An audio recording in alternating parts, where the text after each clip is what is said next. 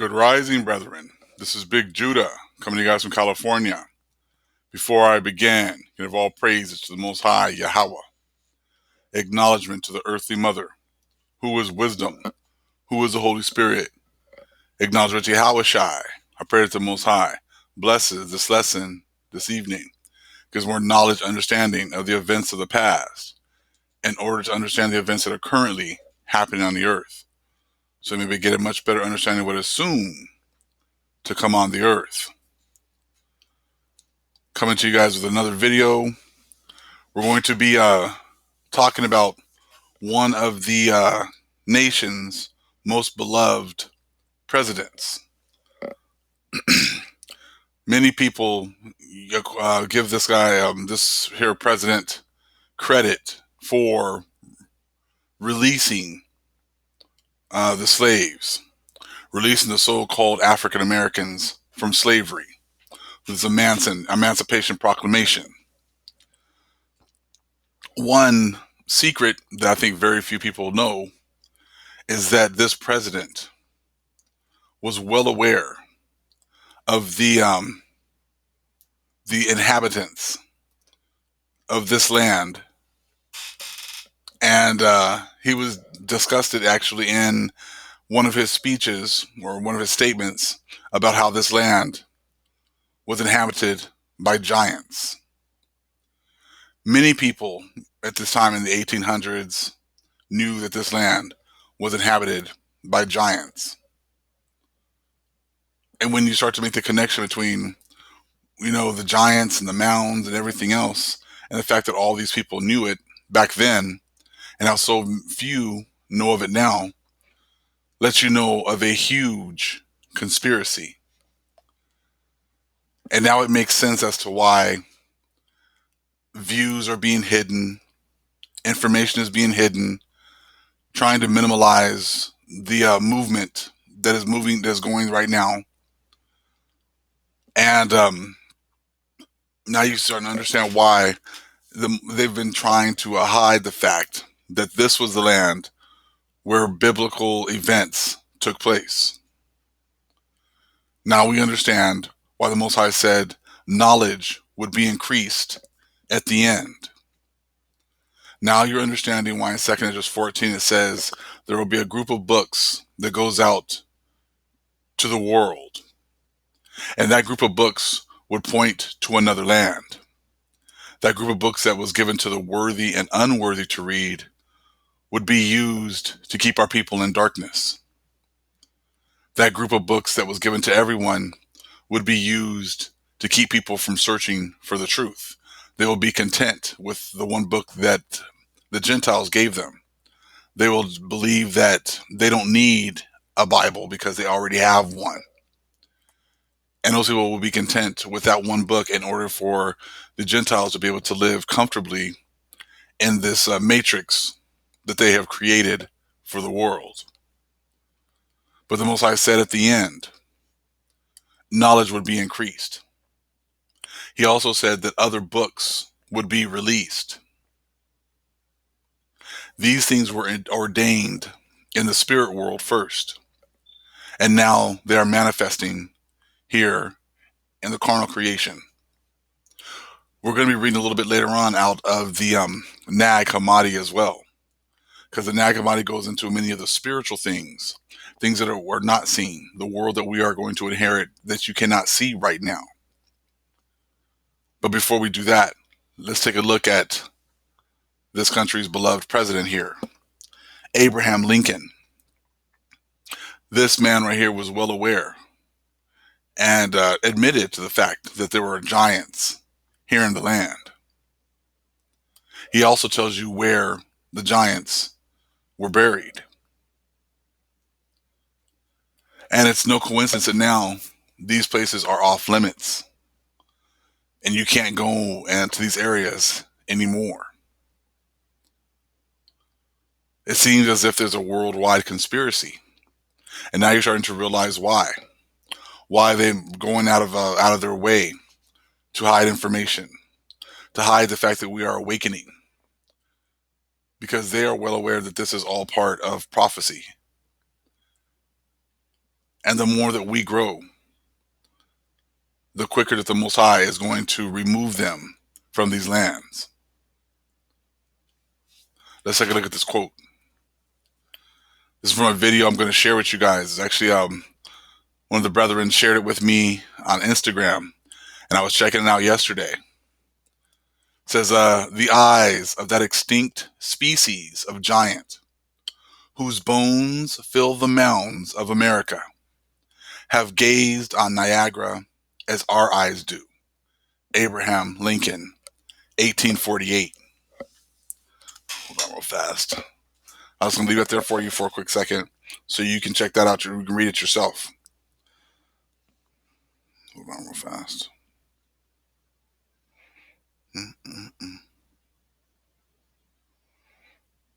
Trying to see. But right here, let's read that again.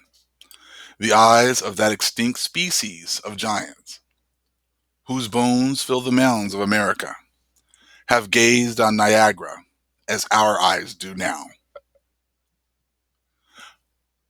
Now, think of the book of Enoch. Remember now, they tried to hide the book of Enoch. You know, they've hidden all this information. Just like they, hold on real fast. I'm trying to find the person who actually sent me this video. But I can't find it right now. Here we go. Okay, thank you. Butterfluher, huh? Thank you so much. I appreciate this. Because like I said, this is a great video, and it's just opened up many more avenues of investigation.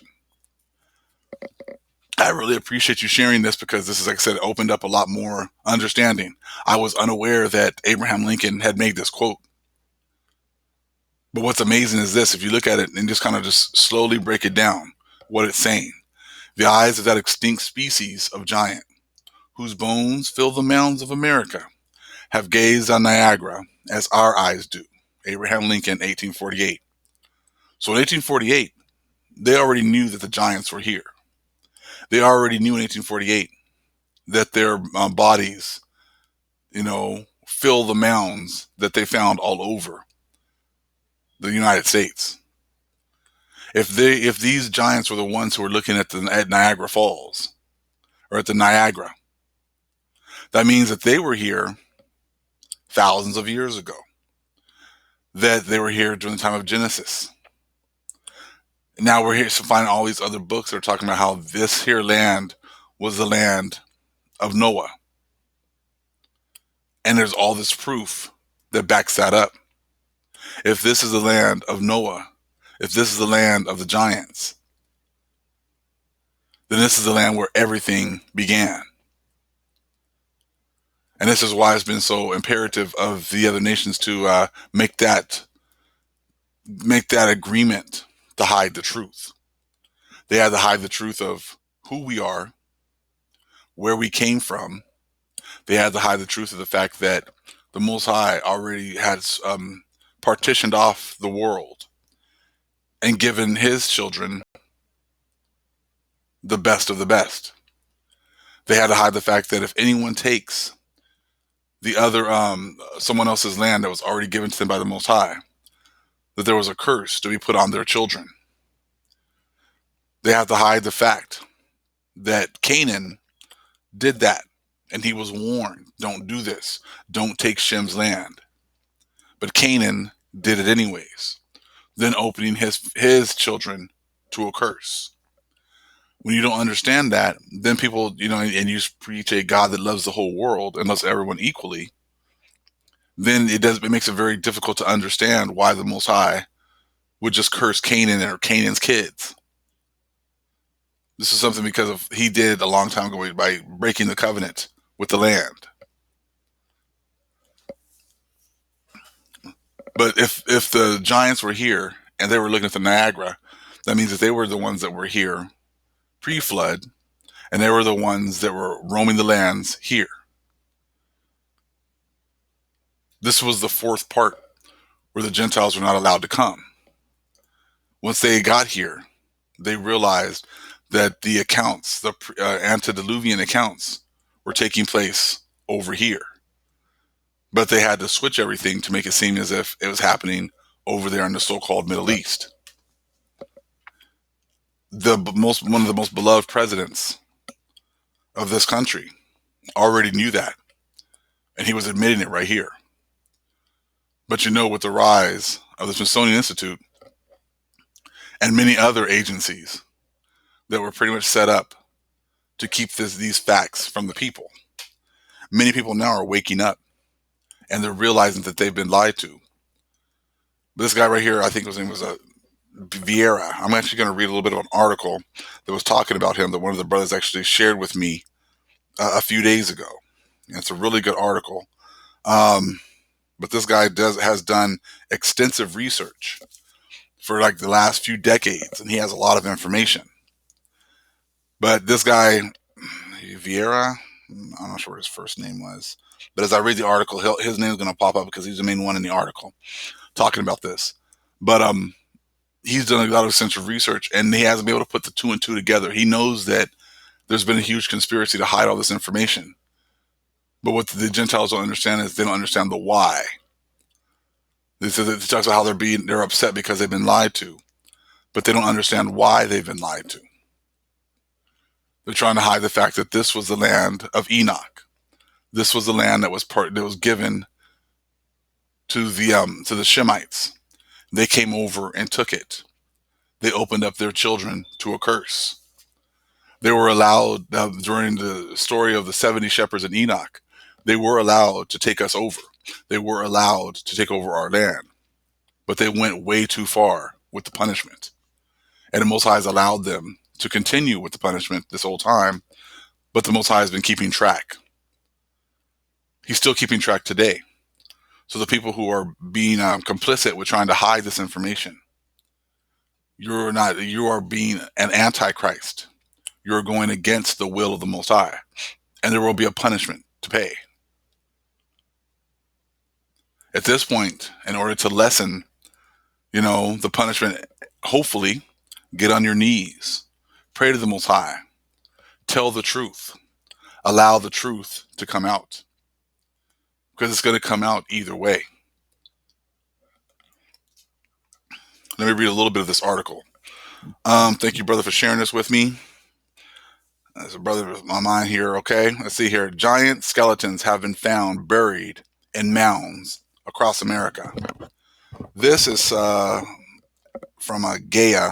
You just look up that title, it should show up. Gaia staff. And this was actually from November 11th, 2019. See, this article is just confirming what Abraham Lincoln was talking about in 1848. It says, around the turn of the 19th century, there were hundreds of reports from reputable sources of giant skeletons unearthed from ancient burial mounds across America. Human giants are not entirely a product of legend in our history. Andre the Giant is a well-known instance of a man with superhuman proportions and strength, reaching 7'4" tall. But Andre's size was the result of gigantism and acromegaly or something like that. Disorders caused by an overactive pituitary gland, which releases too much growth hormone. And with the average human height at 5'6" for men and 5'2" for women, it's rare to find someone of Andre's height, let alone his stature. With the extreme rarity of gigantism affecting roughly 3 in a million, I'm going to skip on down. We don't need to read all that part. Well, let's read a little bit more. Affecting roughly 3 in a million, it's surprising how often giants are spoken of in biblical texts and American folklore. David and Goliath, Jack and the Beanstalk, and Paul Bunyan are familiar examples of tales involving giants. But while these are thought to be myths or legends, is there any possibility that a race of giants once existed, or were their human-like ancestors significantly larger than us? Abraham Lincoln's already telling you there were, right here. Unusual mounds. Across the United States, there are burial mounds, or at least their remnants, some as extensive in size as the Great Pyramid of Giza. The Cahokia and Monk's Mounds in Illinois and Missouri are two thought to have been built by pre-Columbian civilizations. The Cahokia Mound is 100 feet tall and with a 14-acre base, almost an entire acre larger than the period at Giza. Monk's Mound is just as tall with a 1,000-foot wide base.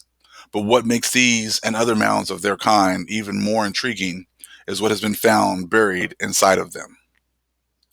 Jim Vieira, that's the guy right here, okay, who actually made this video, has made it his mission to explore the mystery behind these mounds and others where there is documentation of unearthed skeletons, often of gigantic proportions. Vieira, a stonemason by trade, found himself intrigued after finding a plethora of mysterious stone mounds throughout New England. He found that the construction, and particularly the stonework of these mounds, was impressive, considering the level of technology at the time. He also noticed that the orientation of the mounds was such that the entrances faced a direction that was in alignment with the sun during the equinoxes. The mounds were built with massive stones and were present long before colonists from Europe crossed over. Now you understand why anything pre-Columbian has just been dismissed, because they didn't want you to know the history of this land. Okay, Vieira uncovered old reports in New England of giant skeletons unearthed from these mounds, often with 2 rows of teeth and jaws that could fit over the head of a normal-sized human. The skeletons ranged in length from 7 to 10 feet tall. While this may sound ridiculous at first glance, it was not an isolated incident and is supported by reports from reputable news sources of the time. Massive ancestors. Discoveries of the giant skeletons were found all over the Northeast, from Martha's Vineyard and Deerfield Valley, Massachusetts, to Vermont and upstate New York. Other reports of the discovery of buried giants were also found in the South, Midwest, and West Coast. In the Ohio River Valley, a report from a local paper that was backed up by Scientific American found bodies of several giants buried under a 10-foot tall mound. One female skeleton was found holding a 3.5-foot long child. Another of the giant skeletons was buried in a clay coffin, and an engraved stone tablet was also recovered. This particular mound was 64 feet long by 35 feet wide. The Chickasaw Mound in Arkansas is another instance of an uncovering of a giant skeleton under similar circumstances. The 12-square-mile mound had its name taken from the chief of the Shawnee tribe, who was essentially known to be a giant with incredible strength. Chief Chickasaw lived in that area of Arkansas, and when the mound was uncovered, the skeleton of a massive human was found. Subsequently, other skeletons up to 10 feet tall were unearthed in the same area, all with similar burial artifacts found with them. Some reports claim the length of the skeleton's legs to be 5 feet alone. Now you're understanding why these things have been hidden. Why Psalms 83 was so important. Why these other books have been hidden as well. In order to control the narrative. In order to make it seem as if, you can't corroborate this stuff.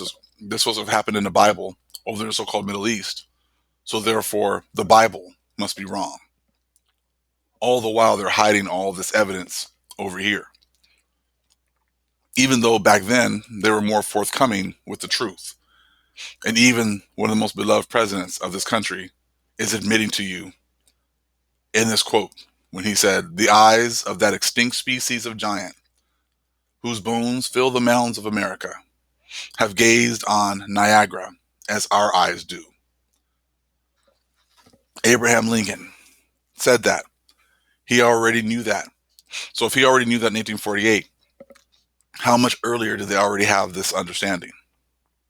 Because this must not have been new information. When he's putting this in a speech, this isn't top secret information. This isn't hidden information. So they knew the lands that they were coming to. Just like when Columbus talked about coming and and conquering Jerusalem, and that was his mission. They knew exactly where they were coming, and they knew what they were behold in these lands. Now it starts to make sense as to why that video that I did a few days ago discussing how Canaan was a land of milk and honey, was a fertile land, and it was filled with cities, with fortifications. And these were people, and there was giants intermingled there in those lands. And then you find all these bones and artifacts, and things to corroborate that story over here. Now, the Most High told us that we were going to lose our inheritance, lose knowledge, understanding of who we are. And I'm going to read a couple things here real quick. Let me see here. About losing our identity. Definitely from that Testament of Asher, from the 12. We talk about the 12 patriarchs. When it says, "You shall not know your own lands, tribe, or language." This is synonymous, what you're seeing right now. Now you start to see why we don't know our own lands, because it was a deliberate act to keep that knowledge from us, have us looking somewhere else. The whole time we were living in our own lands. Many people have been shipped off to other places as well. We've been scattered to the four corners, so we're not all in our lands, but many of us are still in our homelands. We've been moved different places, but that's what it was talking about right here. When it says in Testament of Asher, "You shall not know your own lands, tribe, or language." We're not going to know our own lands because many of these mounds, many of the things that we could use to find our lands are hidden, it's pretty much covered up where you can't go there. It's off limits. That was all part. That was all part of the game. In the Odes of Solomon, it says, "Deceiver and error will imitate the beloved, the bride, and the bride, and they will cause the world to err."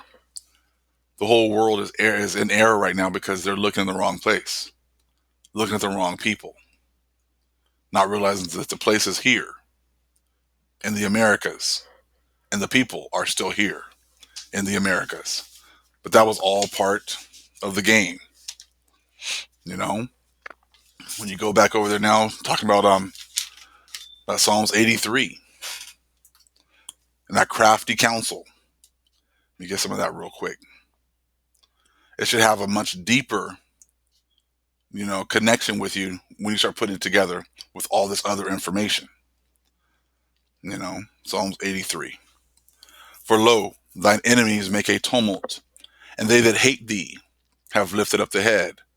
They have taken crafty counsel against thy people, and consulted against thy hidden ones." So they've all come together to hide this truth, to hide who was here, to hide where the events of the pre-Andaluvian world has taken place. Number 4, verse 4, "They have said, Come and let us cut them off from being a nation, that the name of Israel may be no more in remembrance. They have cut us off from our inheritance. They have cut us off from the lands that were given to us by the Most High. And they've taken away our names." So it was much more than just our names and our culture. They also took away our lands. And the Most High said he was going to give all that back to us. But that's what's going on right now. In Psalms of Solomon, it talks about how we obliterated their memory from the earth. That's part of that tumult. They have obliterated the memory of us from the earth. That's why, again, in that Revelation 11, the whole world can live, and enjoy life, enjoy the luxuries, all the while our dead bodies are in the street because they have obliterated our memory from the earth. And now at the end, we can't think that they're going to tell us the truth because their whole job was to come together to keep us from the truth. Now we're getting into the spiritual parts of everything. Now when you go to John 14 and 26, how the Holy Spirit will bring things into our remembrance. Why would the Holy Spirit have to bring things into our remembrance? because the whole world has been confederate and taking everything from our remembrance. I'm going to read now from the Nag Hammadi. It's called the Tripartite Tractate, and it's if you do have a Nag Hammadi, it would be page 71. It's the part called the Spirit, and this is what has happened to our people as far as the when you get that spirit to search for things and to look for things. How it talks about in Proverbs how it's the Most High will hide things, but it's up to the king to search out a matter. He'll put that spirit into certain individuals, and that spirit will lead them to search. But it's not given to everyone. It's been given to a chosen few, just like it also talks about it in 2 Ezra 14. How you're gonna give everyone the first books, but you're only gonna hand out the other books. There's the ones that are the 70 last to a select few. Let's read here from the Tripartite Tractate, the Spirit. It goes, the Spirit that breathes through the members of the all and gives them a thought to search for the unknown. And that's what we've been given, a thought. We knew that something was wrong. We know something is wrong our entire lives, and we've been given a thought to search for the unknown. Just as somebody is moved by a fragrance to seek the source of that fragrance, and the fragrance of the Father surpasses such unworthy things. For it is sweetness, lets the aeons sense an indescribable pleasure, and gives them the thought that they should be united with the one who desires that they should know him in oneness, and that they should assist one another through the Spirit that is sown in them. So we have the Spirit that leads us back to the Father, leads us back to oneness with the Father, and talks about how you are going to assist one another to get back to the Father. Okay? They find themselves in a great and powerful inbreathing, where they are renewed in a speechless manner and are formed. Our people are being renewed in a speechless manner. We don't have to talk about it. We don't have to bring it up. We don't have to yell it. We don't have to get on the corners and make everybody see it. We just know that we're being moved because the Spirit is inside of us, and she is being used to guide us back to the Father. Okay?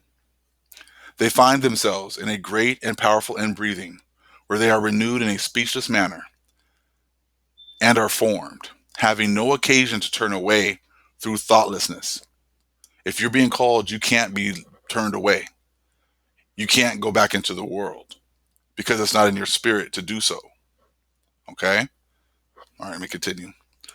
From that in which they are placed, for they do not speak, but are silent about the glory of the Father, about him who has the power to speak. But they have become worthy of knowing this through his Spirit. For he is unnameable and inaccessible, but through his Spirit, which is the trace by which he may be sought, he gives himself to them to be thought and spoken. Now you understand how the Most High was talking about, sending the Holy Spirit, and it shall bring things back into remembrance. And that Holy Spirit is going to be going in through the members of the all. The members of the all are the ones that have been chosen before the foundations of the earth. That Spirit will come, and there'll be a huge inbreathing going on. The Most High bringing that knowledge, send that knowledge, understanding back through the Holy Spirit to the chosen ones. And they will then assist one another in reclaiming, our heritage, reclaiming our identity. And that's what's going on right now. In the in the Nag Hammadi, there's also there's another chapter or another book there called The Wisdom of Jesus Christ. And there's a couple of things in there that I wanted to share. It talks about on page 288. It says, whoever deserves knowledge will receive it. If you are deserving of this knowledge, if you've been chosen before the foundation of the earth, you have no choice but to receive it. That's why it doesn't make any sense, and to try to push this on people. If it's not for them, they won't get it, no matter how much you try to push it on them. Another one from Wisdom of Jesus Christ, page 290. Everything will return to its root, the perishable to the perishable, and the imperishable to the imperishable. Everything goes back to what it was preordained before the foundation of the earth. If something was if something was perishable before, that's what it'll be going back to. If it was imperishable, if it was something that was eternal, that's what it'll return to. One other thing from the Wisdom of Jesus Christ about talking about salvation. People keep talking about salvation. What is salvation? This is what the definition of is here in the tripartite tractate. Actually, no, from Wisdom of Jesus Christ. Waking up from forgetfulness. That is synonymous with salvation. Salvation equals waking up from forgetfulness. This is on page 291. We have been saved by the Most High, sends the Holy Spirit, and that in and breathing begins, and we are taken out of thought. Forgetfulness? When you start to get this knowledge, understanding, you have received salvation. It is a gift that has been given to the ones that have been chosen. This information about the giants and the land was something that was very well known and talked about by many during this time in the 1800s, 1700s. I'm sure even before that, they knew that as soon as they were coming here, what they were getting there, what they were receiving from the Most High. And it has been a point of theirs to hide all this information this entire time. But now the Most High is giving the Spirit back, and she's breathing within us again, and bringing this knowledge back to light. And she's exposing the ones who have been complicit in our downfall and hiding all this information. All praise is to the Most High, Yahweh. Acknowledgement to the earthly mother, who is wisdom, who is the Holy Spirit. Acknowledgement to Yahweh Shai. Shalom.